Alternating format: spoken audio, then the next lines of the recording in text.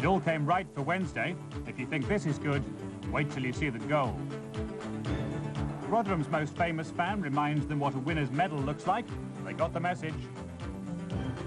And if you must knock someone over, try to avoid the linesman. 8 matches today, starting at Hillsborough, where the visitors hadn't won since 1936. John Hell. Hillsborough has never been a happy hunting ground for Derby, but they have beaten Wednesday twice already this season in the league and the Littlewoods Cup. Trevor Francis will be hoping it's Wednesday's turn again, and in a battle of golden oldies, he'll be looking to score for the first time in a Sheffield shirt against his old pal, Peter Shilton, today making his 890th league appearance, and it's more than a decade since they shared a European Cup triumph for Nottingham Forest. David Hurst here, taking on Mark Wright inside the penalty area, and Francis wins the game's first corner. Derby unmistakable in a very unusual strip. Black and grey vertical stripes, red shorts. Here's the Sheffield Wednesday cross, and it's coming for Hurst to fall, and the deflection just took it wide. Corner kick, the second for Wednesday. Encouraging start for Hurst. It bounced at a lovely height for him. In fact, he met it on the full. So Nigel Worthington again to swing it in, and that looks as though it's going to be too long.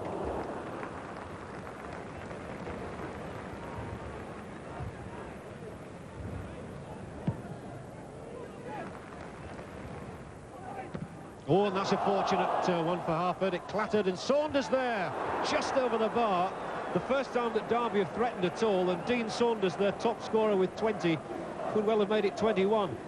But extremely fortunate that the ball came back off Harford, and he just nicks it back into Saunders' path, and it's a clever clip.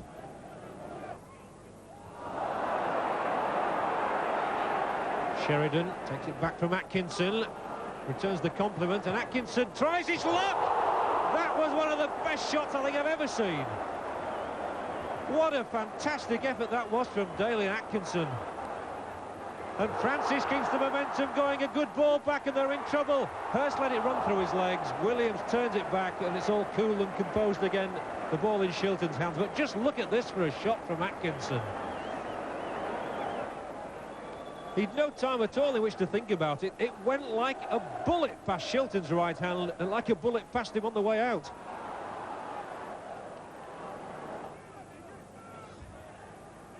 Too many around Saunders for him to make progress. Well, there's been some exciting stuff. It just needs a goal, though. There's a game, and here Saunders tries to get one, and he tries to chip Turner. Intelligent thinking by the Welsh international. Dean Saunders only had a split second to size up the situation then. When the ball was given away there by Nielsen, Saunders, look how quick he was in thinking, and turn out to scramble back and tip it over. And despite the lack of goals, it's been pretty entertaining stuff, and Atkinson makes it even more entertaining. Took it on the chest and still wriggled away from Hindmarsh. Excellent skill. Atkinson tries to get inside the area. Just so. Daly and Atkinson, well, he really worked every inch of the way for that. And although the shot was tepid in the end, you had to admire everything that Atkinson did. He took it on the chest, he took it on the left foot, played the pass, got the return ball, then had to really scrap for everything, and it was almost a toe poke in the end. But take nothing away from him. Lovely use of the right foot by Francis in supplying that ball for Sheridan. And now comes infield. Plays it with his left foot. Atkinson again, the little back flick, and it was well read by Sage. One back by Sheridan. Still here, Hurst. I'm not quite sure who he's playing it to, but it wasn't to a Sheffield Wednesday man, which was disappointing at the end of that. So much to admire in the build-up there by Wednesday. They just need goals. Now then, Sheridan. Will he have a dip himself? Great goal! What a strike! He saves his specials for Derby County. It's only his second goal for Sheffield Wednesday. It's his first in the league since his unhappy spell at Forreston. And what a way to make your bow. John Sheridan once scored for Leeds against Derby County 3 seasons ago with a free kick that was talked about for months afterwards, and he's blitzed them again here at Hillsborough.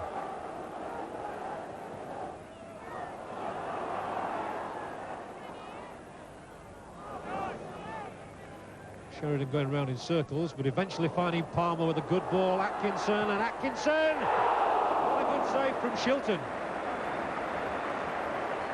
There's real pace and intensity about this game, but Derby keep giving the ball away. But it was turned inside here, and Atkinson has got such a short trigger. And Phil G plays it back for Patterson. Williams hooked in, and Mark Wright is up there, and here's a handy one off the upright, and so unlucky for Hindmarsh. He rolled the shot. Turner could do little about it.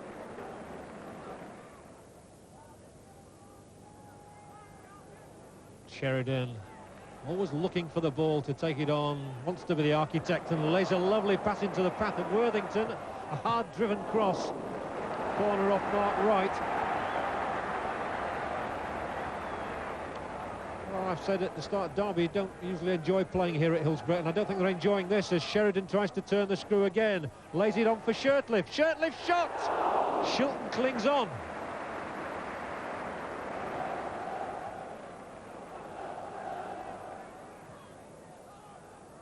Francis making space for himself. Trevor Francis! Fine effort. So unlucky. Very, very close to his first goal as a Sheffield Wednesday player. And just look at the expertise there. Turning away from the defender. Cracking in the shot. And I think it flicked the outside of the upright on the way past. Now then, Carr's on the halfway line. He needs to swing it over to the right somehow, and a good ball here could have them in real trouble if Atkinson can get in behind the defender. Daly and Atkinson! It's not his day, is it? He's hit an upright. He's had one shot brilliantly saved by Shilton, and here his pace gets him into the position, but it was a very difficult angle.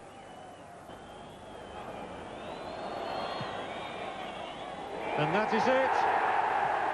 3 precious points for Sheffield Wednesday, won by a thunderbolt of a shot in the first half by John Sheridan. Nobody could deny that Sheridan and Wednesday deserved their success. They've played quality football. The match, it's been a joy to watch, really. It deserved a bigger scoreline than 1-0, but that's good enough for Sheffield Wednesday. They move a little further away from the danger zone. Sheffield Wednesday 1, Derby County 0. You're first in the league for Sheffield Wednesday, and I would imagine the manager been saying probably to the team, you haven't quite been getting enough goals from midfield. Yeah, well, I think the first goal was last week from midfield from Nigel Worthington, so it was nice for myself to score. He's been giving us a bit of stick, you know, all season. We've only the forward scoring, so but the main thing was getting 3 points, really. And a good job they did, because Queen's Park Rangers, Palace and Manchester United also won. The bottom 4 lost. Wednesday now 7 points clear of the relegation zone. We'll be back with 24 more goals in a couple of minutes.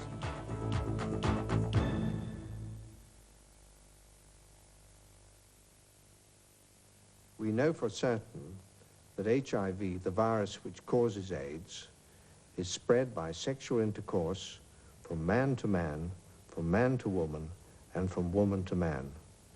It is also spread by sharing syringes and needles.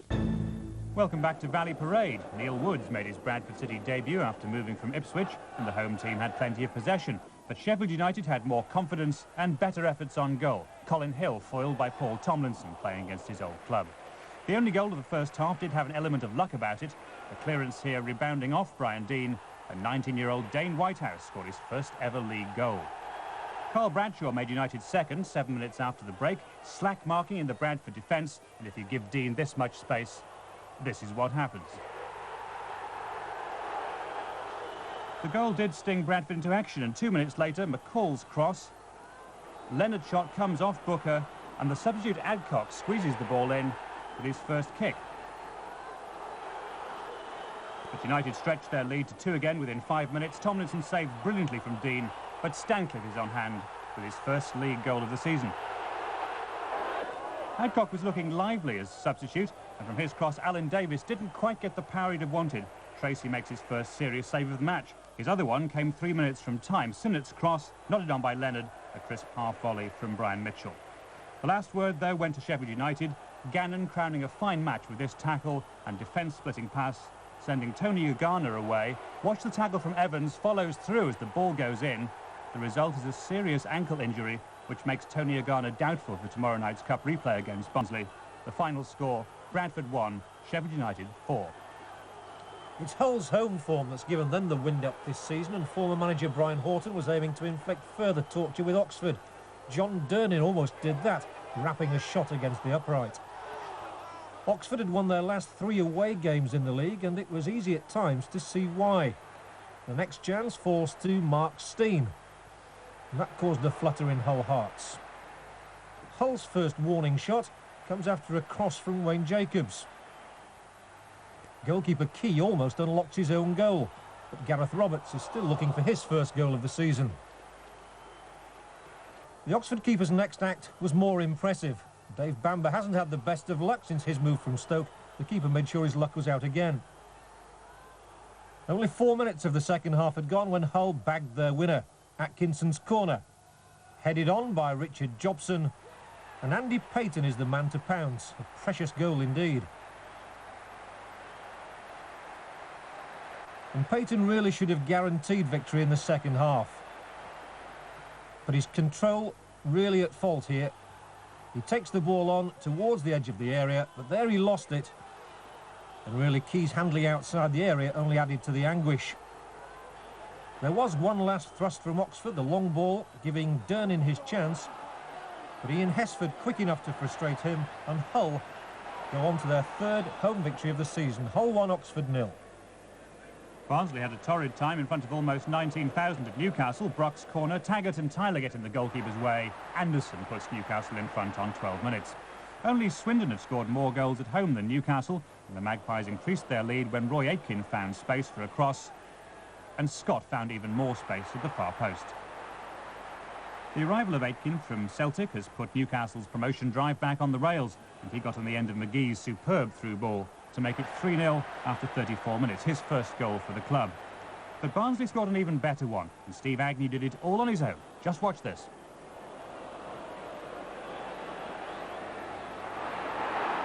A real captain's effort that, but it was Barnsley's last success. Ranson's cross, watch Futcher's arm go up. The referee decided it did make contact with the ball, and Mark McGee completed Barnsley's 9th defeat in 15 away league matches. Newcastle 4, Barnsley 1.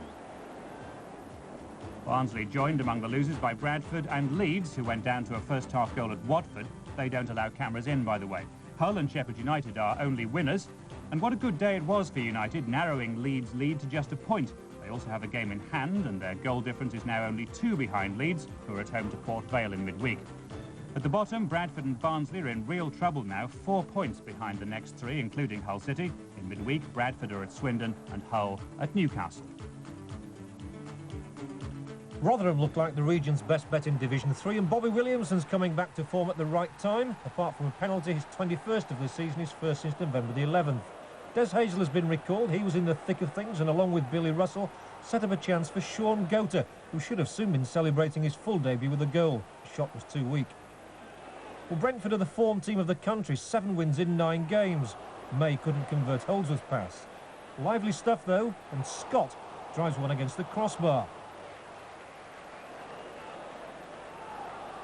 Tony Grealish could have been at Cardiff's National Stadium when he hoisted an up and under. Time almost stood still as John Buckley teased everyone with a shot deserving of a goal.